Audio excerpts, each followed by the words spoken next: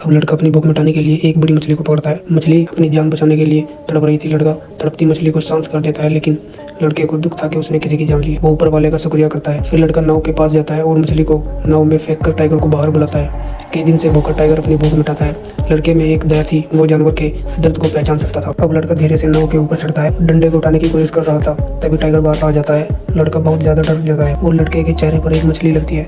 लड़का मछली को उठाकर टाइगर की तरफ फेंकता है, लेकिन वो मछली उड़कर भाग जाती है। टाइगर को पछतावा होता है कि उसके हाथ से एक मछली निकल गई, लेकिन इनके लिए कुछ बड़ा होने वाला था। तभी अचानक यहाँ मछलियों का एक तूफान आता है। ये मछलियाँ उड़ने वाली थी। ये नज़ारा देखने में बहुत कमाल का लग रहा था। नाव में बहुत सारी मछलियाँ हो चुकी थी, लेकिन लड़के को टाइगर से खुद का बचाव भी करना था। वो टाइगर को डराते हुए एक बड़ी मछली अपने लिए उठाता है। वो उस मछली को खाकर अपनी भूख मिटाता है, लेकिन अब लड़का ठान लेता है कि उस खूंखार टाइगर को ट्रेन करेगा, उसे एक समझदार जानवर बनाएगा, जिससे दोनों इस नाव पर आसानी से सफर कर सके। अब लड़का उस खूंखार टाइगर को एक डंडे की मदद से ट्रेन करता है। टाइगर बहुत गुस्से में था, लेकिन लड़का हार नहीं मानता। वो हर तरह से ट्राई करता है।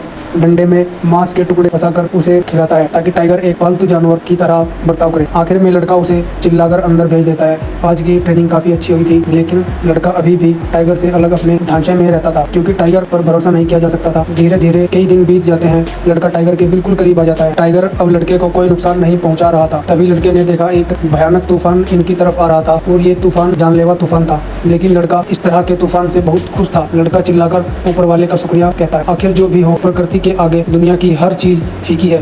लड़का और टाइगर इस खतरनाक तूफान में नाव पर खुद को संभाले हुए थे। सब शांत हो चुका था, लेकिन आसमान का नजारा बेहद सुकून भरा था। अब पूरा एक महीना बीत चुका था। भूख के कारण दोनों की हालत खराब हो चुकी थी। दोनों कमजोर हो चुके थे। लड़का टाइगर के पास जाता है और उसके मुंह में पानी डालता है। आखिरकार अंतिम घड़ी में लड़के ने टाइगर को छूकर महसूस किया। टाइगर भूख की वजह से कमजोर हो चुका था। दोनों एक अच्छे दोस्त बन चुके थे। इतनी भूख टाइगर कभी बर्दाश्त नहीं करता, लेकिन आज वो लाचार और बिल्कुल मजबूर था। टाइगर और लड़का दोनों भूख से तड़प रहे थे। पूरे 15 दिन से खाना न मिलने की वजह से बिल्कुल कमजोर हो चुके थे और जीने की उम्मीद छोड़ चुके थे। लड़का अपनी मम्मी पापा को याद करता है, जो अब इस दुनिया में नहीं थे। अगले दिन लड़के की आंख खुलती है और वो देखता है कि उनकी नाव एक आइलैंड के किनारे लगी हुई है। लड़का नीचे उतरकर नाव को बांध देता है और वहाँ की जंगली घास खाने लगता है। ये आइलैंड कुछ अजीब था। तभी लड़के को किसी की आवाज सुनाई देती है। उसने देखा कि वहाँ बहुत सारे नेवले थे। लड़का उनके बीच चला जाता है और पानी में कूद कर नहाने लगता है। इस आइलैंड पर बहुत सारे नेवले रहते थे। टाइगर भी नेवलों का शिकार कर अपनी भूख मिटाता है। धीरे धीरे सूरज ढलने लगता है और सारे नेवले जंगल के अंदर जाने लगते हैं। लड़के ने रात बिताने का इंतजाम कर लिया था, लेकिन नेवले फिर भी उसके पास आ गए। लड़का उन्हें भगाने की कोशिश करता है। रात का समय कुछ अलग दिखाई